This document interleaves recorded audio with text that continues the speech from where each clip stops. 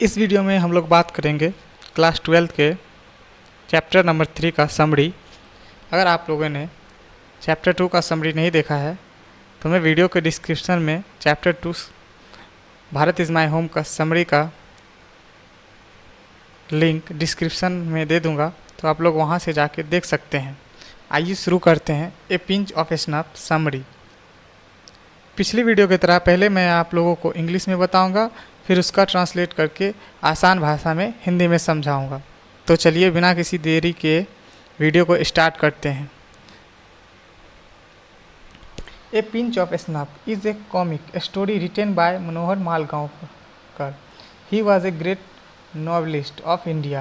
He has presented a comic story full of wit and adventure. Nanu Kaka is the main character and maternal uncle narrator.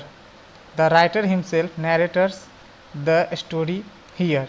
कहने का मतलब मनोहर मालगांवकर के द्वारा लिखी गई यह एक मजाहिया कहानी है।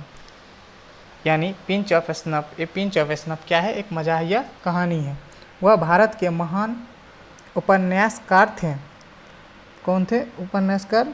मनोहर मालगांवकर भारत के क्या थे? फेमस उपन्यासकार थे। यहाँ उन्होंने विवेक और जोखिम से भरी हुई एक कहानी पेश की है, जिसमें नानू काका लेखक के मामा और मुख्य किरदार में है। यानी इस कहानी के जो लेखक हैं मनोहर मालगांवकर, उनके मुख्य किरदार कौन है? नानू काका। वह मामा का भी रोल कर रहे हैं और मुख्य किरदार का भी रोल निभा रहे हैं। लेखक खुद ही यहाँ इस कहानी को बयान किए हैं। आगे है, नानू Kaka comes to Delhi. Nanu Kaka comes to Delhi to see some ministers and the narrator who is under secretary has to take him to the North Block on mother's instance, but Nanu Kaka experience was beater there.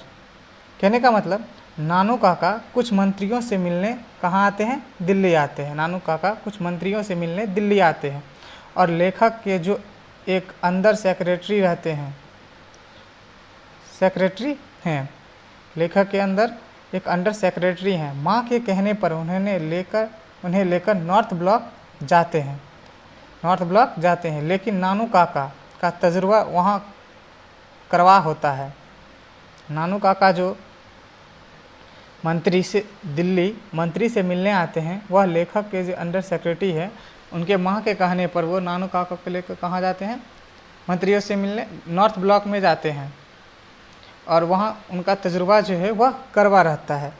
आगे है, later he goes to meet Sohan Lal who is a party boss and successfully impress him by his word and wit, showing that he knows the ambassadors Barkat Ali very well। कहने का मतलब फिर वहाँ जो नानू काका मिलने जाते हैं दिल्ली कुछ मंत्रियों के साथ, वहाँ पे सोहन लाल से मिलने जाते हैं जो एक पार्टी के क्या है? अध्यक्ष हैं। क्या है? पार्टी के अध्यक्ष है, और उस पर अपने शब्द एवं विवेक से सफलतापूर्वक प्रभाव डालते हैं। यह दिखाते हैं कि वह राजदूत बरकत अली को बहुत अच्छी तरह से जानते हैं। या कि कौन करते हैं? नानू काका करते हैं। During talk with Sohan Lal he came to know about welfare minister. Also he knew that Sohan Lal wanted his son to get married with welfare minister's daughter, but the minister refuse. क्या? रिफ्यूज। सोहन लाल से बातचीत के दौरान उन्हें कल्याण मंत्री के बारे में पता चलता है। किनको पता चलता है? तो नानू काका को पता चलता है सोहन लाल से बातचीत के दौरान। साथ ही उन्हें यह भी मालूम होता है कि सोहन लाल अपने बेटे की शादी कल्याण मंत्री के बेटी से करवाना चाहते हैं, पर मंत्री इनकार कर देते हैं। आगे, on the other hand the welfare minister fixed his daughter's marriage to the prince of Ninor.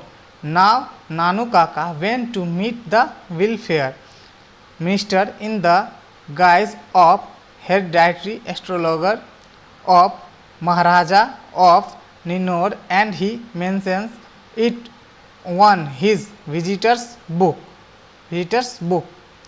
दूसरी तरफ कल्याण मंत्री अपने बेटी की शादी निन्नौर के राजकुमार से तय कर देते हैं। अब नानू काका निन्नौर के महाराजा के पुश्तैनी ज्योतिष के रूप में कल्याण मंत्री से मिलने जाते हैं और इसे वहाँ विजिटर्स बुक पर भी लिखते हैं।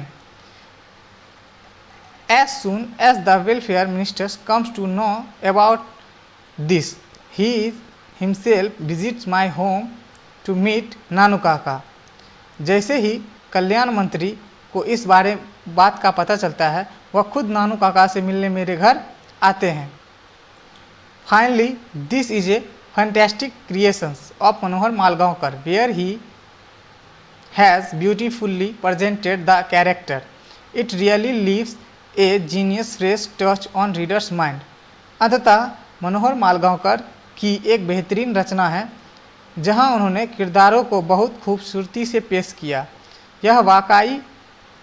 यह वाकई पढ़ने वाले के जहान पर ताज़ा असर छोड़ जाता है। मिलते हैं नेक्स्ट वीडियो में, तब तक के लिए बाय।